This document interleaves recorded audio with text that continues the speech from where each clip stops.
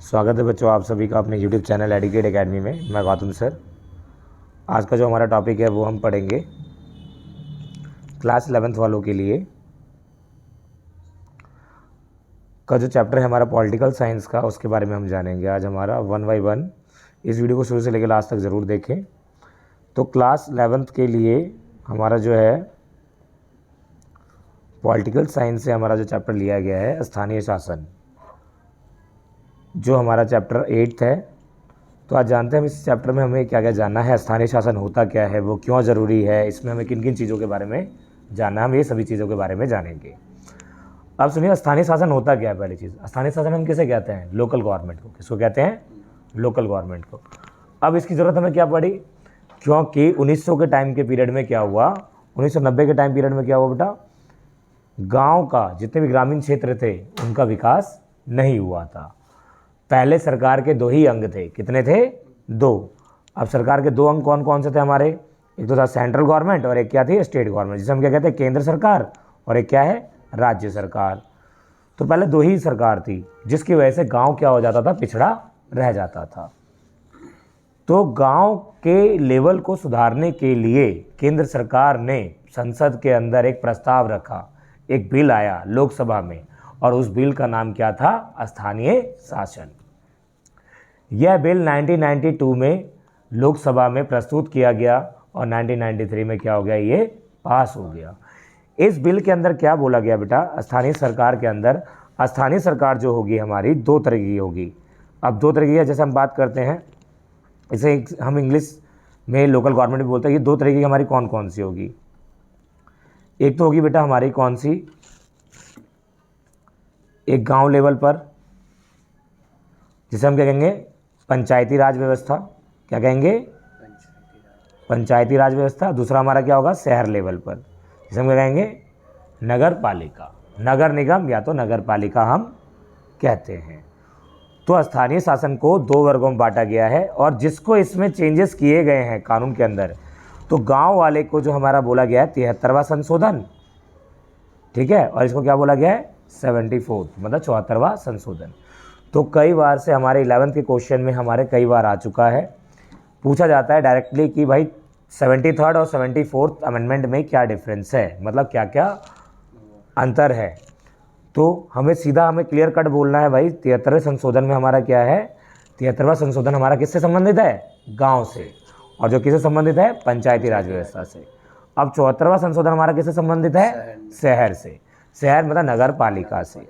तो कहा जाता है स्थानीय शासन को मजबूत करने के लिए केंद्र सरकार ने संसद में जो प्रस्ताव रखा 1992 में, जो क्या हो गया 1993 में ये क्या हो गया? पास हो गया। और 73वां संशोधन, 74वां संशोधन सशक्त ग्रामीण पंचायती राज को बनाने के लिए और नगर पालिका को बनाने के लिए रखा गया। तो स्थानीय शासन क्लियर है। अब स्थानीय शासन क्यों? क्योंकि स्थानीय शासन, देखो, लोगों की जो समस्या होती है वो कहाँ होती है? गांव में, हमारे आसपास होती है। क्या होती है? आसपास। तो आसपास भी तो हमारी कोई समस्या है, जैसे मान लो सपोज हम डायरेक्ट मोदी को तो नहीं बोलेंगे, तो किसको बोलेंगे? हमारे आसपास कौन है? जैसे हमारे यहाँ पर शशि चांदना है, निगम पार्षद है। तो ऐसे ही लोकल बॉडीज बनाई जाती है, ताकि इसलिए बनाई जाती है ताकि वो लोकल की समस्याओं को यहीं पर ही लोकल लेवल में ही क्या कर दे? खत्म कर दे। ठीक है, इसलिए लोकल गवर्नमेंट बनाई गई। तो इसीलिए स्थानीय शासन का बहुत ज़रूरी है, और वो अपने समाज में अपने इर्द गिर्द सभी समस्याओं से क्या रहती है? अवगत रहती है, और उसको हमेशा तत्पर खत्म करने का प्रयास करती है। तो ऐसे ही हमारे इसमें दिया गया है स्थानीय सरकार के अंदर, क्योंकि शक्तियों का विकेंद्रीकरण। बेटा विकेंद्रीकरण मतलब क्या होता है? विकेंद्रीकरण मतलब शक्तियों को बांट देना। शक्तियों का विकेंद्रीकरण मतलब क्या होता है? शक्तियों को बांट, डिसेंट्रलाइजेशन। क्या होता है? अब इसके अंदर क्या होता है? प्रशासन में लोगों की भागीदारी सुनिश्चित करने हेतु, बोलते हैं अर्थ क्या है? ग्राम व जिला स्तर की सरकार को स्थानीय सरकार की संज्ञा दी गई है। गांव और जिला स्तर की सरकार को ग्राम, जिन लोगों में प्रत्यक्ष भागीदारी, मतलब क्या होता है? इसी में भी कैसे चुनाव होते हैं? यूनिवर्सल एडल्ट फ्रेंचाइजी के जरिए ही, मतलब सार्वभौमिक वयस्क मताधिकार के। अब हम बात करते हैं इसी में थोड़ा सा भारत में विकास के बारे को लेकर। तो भारत में विकास क्या है? स्वतंत्रता से पहले 1882 में शुरुआत हुई विकास की, पहली शुरुआत स्वतंत्रता की। स्वतंत्रता के बाद कब हुई? 2 अक्टूबर 1959 में राजस्थान में शुरुआत की गई। किसकी? भारत में विकास की। बोला जाता है संवैधानिक प्रावधान, मतलब संविधान के अनुसार क्या क्या प्रावधान दिए गए हैं। अनुच्छेद 40 में ग्राम पंचायत का गठन किया गया है, अनुच्छेद 40 में, और फिर संशोधन होकर किस में आया? 73 में। ठीक है, दिया गया है। देखो 73वें और 74वें संशोधन द्वारा संवैधानिक दर्जा दिया गया, मतलब संविधान ने ग्राम पंचायत को दर्जा दिया। किसमें? 73वें और 74वें संशोधन में। ठीक है, जैसे कि आप यहाँ पे देख सकते हो 73वां संशोधन और 74वें संशोधन में हमें क्या क्या चीज़ें के बारे में हम जानेंगे। 73वां संशोधन हमने आपको बताया किससे रिलेटेड है? पंचायती राज संस्था से। और 74वां संशोधन हमारा किससे रिलेटेड है? शहरी स्थान से, मतलब कि जो हमारा दिल्ली से है। इसके अंदर जो हमारे भारतीय संविधान के अंदर आपको मैंने बताया होगा, भाग 2 में नागरिकता के बारे में बात किया गया है, भाग 3 में मौलिक अधिकार के बारे में बात किया गया है, लेकिन भाग 9 में क्या बात किया गया है? जो ग्रामीण पंचायत है, पंचायती राज व्यवस्था, उसके बारे में बात की गई है। इसके और कितनी अनुसूची में? 11 अनुसूची में। और इसके अंदर कितने विषय में बात की गई है? 29। सिंचाई कैसी होगी, रोड कैसे बनेगा, बिजली की सुविधा, खाद्य की सुविधाएं, ये सारे ग्रामीण लेवल पर ही आते हैं। इन विषयों पे सारा काम कौन करती है? पंचायती राज। इनके भी चुनाव 5 वर्षों में होते हैं और वो भी प्रत्यक्ष रूप से किए जाते हैं, प्रत्यक्ष रूप से लोग चुनते हैं। सरपंच, पंच, मुखिया, ये सारी चीज़ें इसके अंदर ही बॉडीज़ हैं। इसका स्ट्रक्चर कैसा है? पिरामिड है। इसके में भी 3 लोग होते हैं, ग्राम पंचायत, ब्लॉक, ठीक है, जिला, ठीक है, और स्थानीय का भी क्या है? इसके भी 3 होते हैं, नगर निगम, डिस्ट्रिक्ट, ठीक है, और म्यूनसिपल। क्लियर है? काउंसलर जिसे म्यूनसिपल कॉरपोरेशन बोलते हैं। शहर के अंदर 18 विषय आते हैं हमारे। कितने आते हैं? 18। तो ये था हमारा 73वां और 74वां। तो पहले ग्रामीण जो हमारा ग्राम पंचायत का गठन अनुच्छेद कितने में हुआ था? 40 में। बाद में से संवैधानिक दर्जा किस में मिला? 73वें और 74वें में। अब आते हैं हम इसके अंदर थोड़ा सा जानने का प्रयास कर लेते हैं। थोड़ा सा महत्वपूर्ण प्रावधान क्या दिए गए जब यह स्थानीय शासन बनाया गया बेटा? तो इसके अंदर क्या दिया गया? त्रिस्तरीय संरचना। इसकी संरचना कैसी है? त्रिस्तरीय। मैंने आपको बताया त्रिस्तरीय, मतलब जैसे कि हमने आपको बताया ग्राम पंचायत, ब्लॉक और ग्राम सभा, इस तरीके से बनाया गया है। तो 3 स्तर हैं इसके अंदर।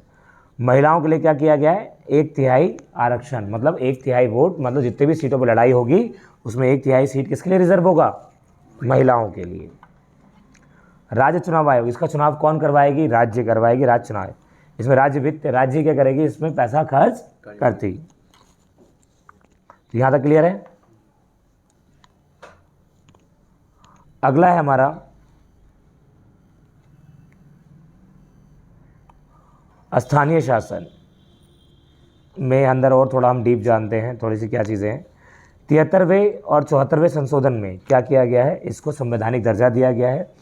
तो बोला क्या गया है? स्थानीय शासन क्या है? गांव और जिला स्तर के शासन को हम क्या कहते हैं? गांव के शासन और जिला के शासन को हम क्या कहेंगे? स्थानीय शासन कहेंगे। यह आदमी के सबसे नज़दीक का शासन, मैंने आपको बताया, क्योंकि लोग वह गांव, शहर, इन सभी जगहों ही रहते हैं। तो आदमी सबसे पहले अपनी शिकायत लेके कहाँ जाता है? स्थानीय लोगों के पास ही जाता है, नेता के पास। और स्थानीय नेता जैसे हमारा मुखिया हो गया, सरपंच हो गया गांव लेवल पर, लेकिन जिला लेवल पर क्या हो जाता है? यही हमारे निगम पार्षद हो जाता है। इसमें जनता की प्रतिदिन समस्याओं का समाधान, मतलब डेली की समस्या, जैसे मान लो आधार कार्ड में साइन करवाना है तो हम जाते हैं ना नेता के पास, हम डायरेक्ट मोदी जी के पास जाते हैं? नहीं, तो हमारा लोकल लेवल पर ही सॉल्व। इसीलिए नेताओं ने क्या किया? हमारे लोकल लेवल पर क्या किया? ऑफिस दफ्तर खोल के रखते हैं ताकि इन लोगों की समस्या यहीं पर क्या हो जाए? ठीक है।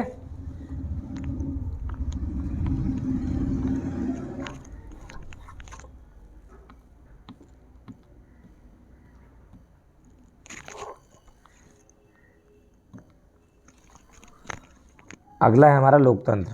क्या है? लोकतंत्र। लोकतंत्र क्या बोला गया है? लोकतंत्र के अंदर लोक और तंत्र, जहाँ पे लोगों का शासन हो, लोगों द्वारा चुनी गई सरकार हो, जहाँ पे लोगों की भागीदारी हो, जिसमें सरकार क्या हो? उसके लिए जवाबदेही हो, वही क्या कहलाएगा? हमारा लोकतंत्र कहलाता है। अब हमारे यहाँ पर जो सरकार के हैं बेटा, 3 अंग बोले गए। कितने अंग होते हैं? 3। सरकार के 3 अंग होते हैं। अब कौन कौन से होते हैं वो हम जानते हैं, ठीक है। तो सरकार जो है, सरकार 3 तरह की होती है। नंबर 1 केंद्रीय सरकार, एक तो हमारा हो गया नंबर 1 केंद्रीय सरकार, दूसरा नंबर पे कौन हो गई? राज्य सरकार, और उसके बाद स्थानीय सरकार, ठीक है। तीसरे नंबर पे जो अभी वर्तमान में बनी है, कब? 73वें और 74वें संशोधन में, जिसे संवैधानिक दर्जा मिला है, ठीक है।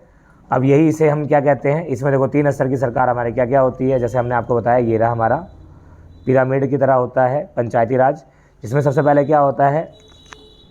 ग्राम पंचायत, दूसरा क्या होता है हमारा? ब्लॉक, तीसरा क्या होता है? जिला, ठीक है। फिर अगर हम शहर में आएंगे, नगर पालिका, नगर निगम, नगर पालिका, नगर परिषद, ठीक है। यही होती है स्थानीय सरकार। इसको ही डिवाइड कर दिया गया है, इसे 73वें संशोधन में और इसे 74वें संशोधन में। क्लियर है यहाँ तक? कोई समस्या?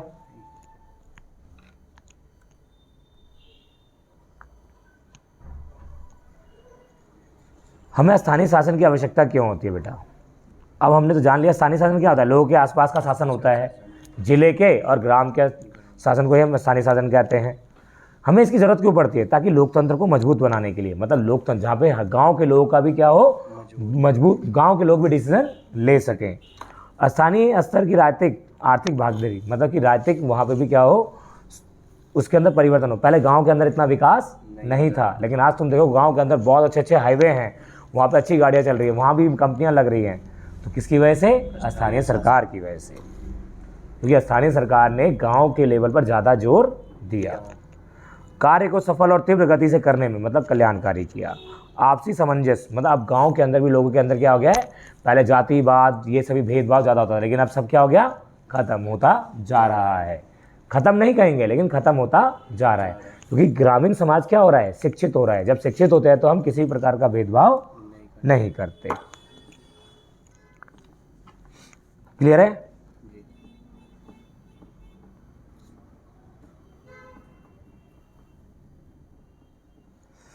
अब बोलते हैं जो स्थानीय सरकार है उसकी मेहता समिति, BR मेहता समिति की सिफारिश से ही की गई थी पहली बार।